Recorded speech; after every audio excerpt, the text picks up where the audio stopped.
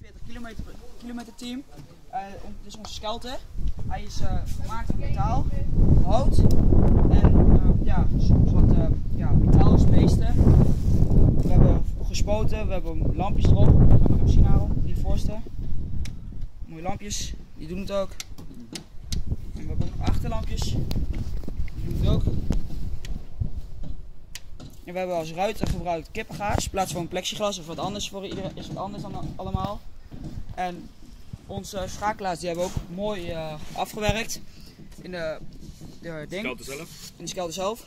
We hebben, ja, hij stuurt ook heel licht. De machine, kijk, stuurt heel licht. We hebben het stuur een beetje gemaakt als een raceauto. Dat vonden we cool en ja, het stuurt ook wel fijn. En we hebben de meeste kleuren gebruikt, zilver en zwart. Vonden we mooi. En onze Skelter, en hij trapt ook heel licht naar de machine om.